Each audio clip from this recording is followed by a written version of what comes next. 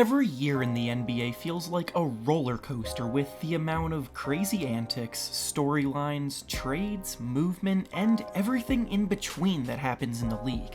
When it comes to entertainment on and off the court, the NBA is unmatched.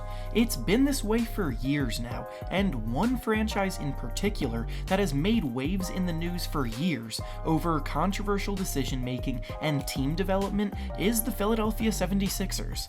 A few years back, they started their infamous process, which is the nickname they gave to their rebuild, and as a result, people developed a wide variety of takes on that decision as to why it was either a really good thing or a really bad thing.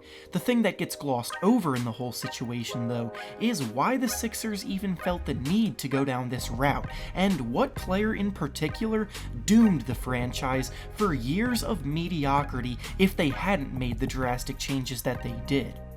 This brings us to the topic of today's video, where we'll be taking a look back at that summer of 2012 when the team made what appeared to be a blockbuster trade, setting them up for championship contention, but then backfired as hard as any trade possibly could.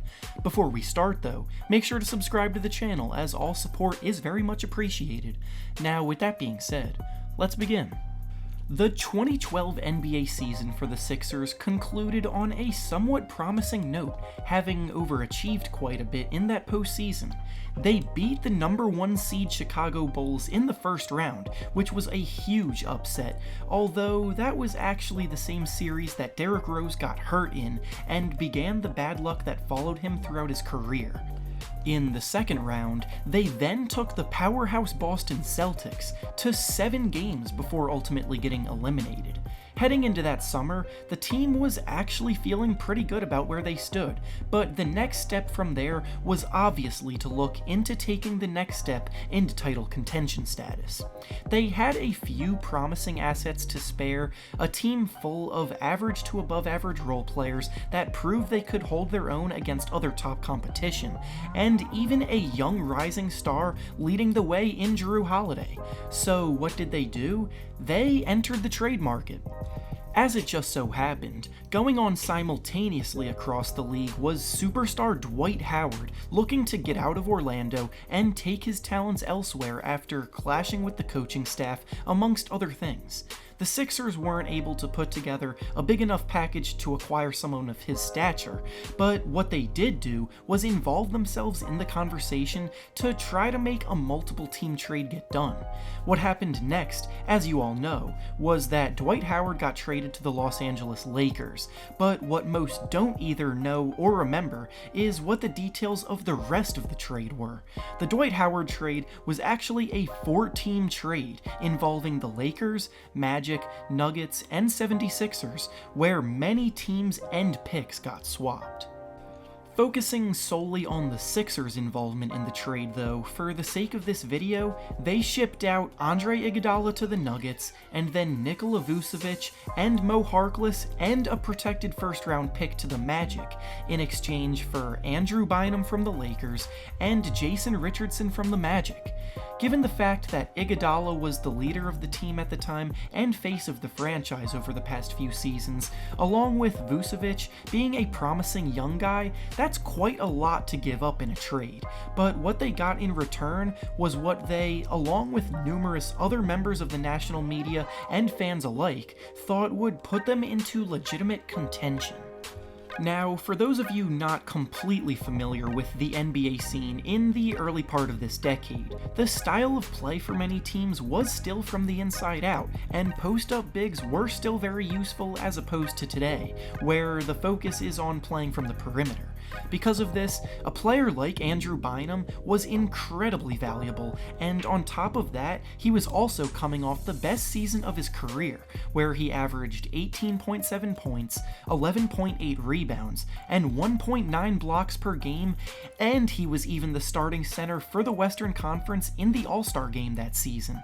At the time where Dwight Howard was at the peak of his dominance from the center position, Bynum was seen as virtually unanimously the second best player at the position, and most believed he was actually a more skilled player on offense of the two of them.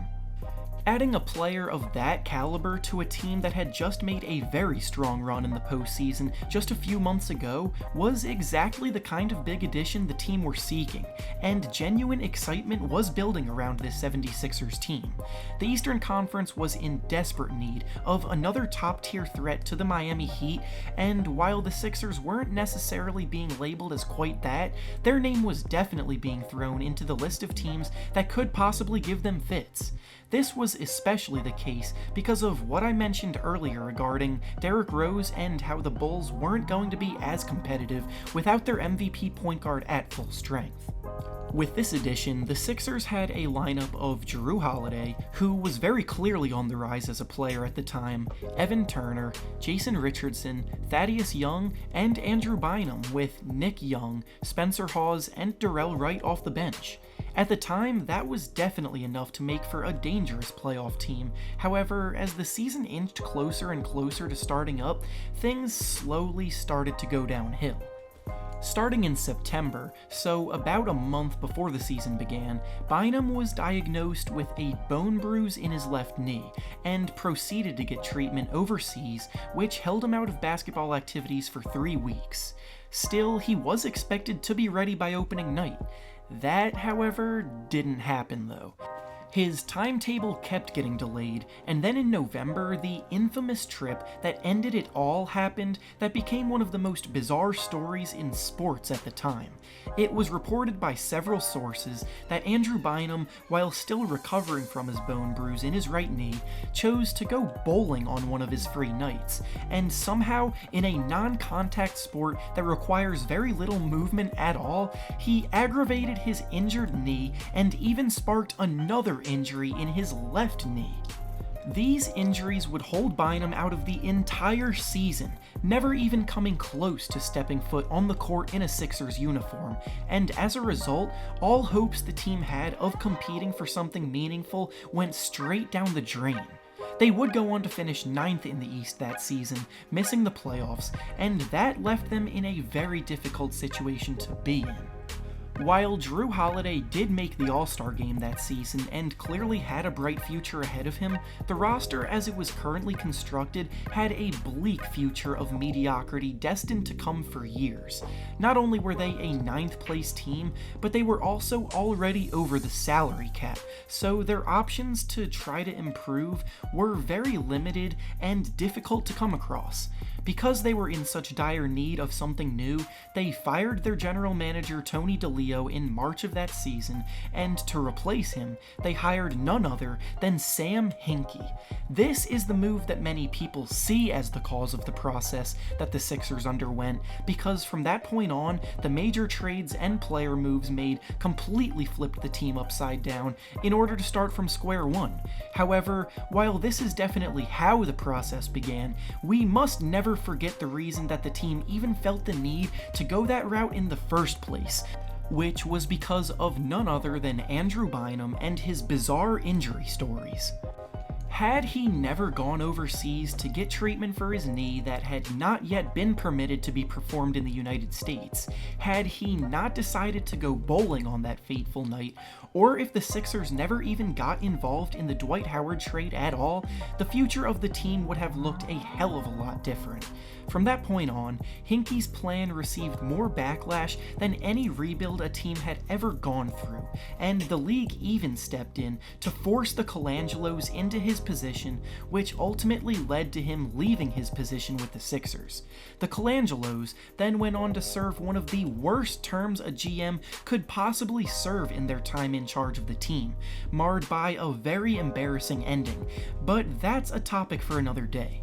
All in all, the Sixers are somehow in a great position now despite all of this, much in part due to the process, but I can't help but think how things would be different if Andrew Bynum never messed things up so long ago.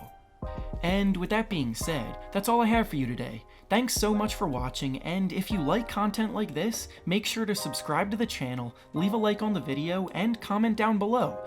Thanks for watching, and I'll see you all next time.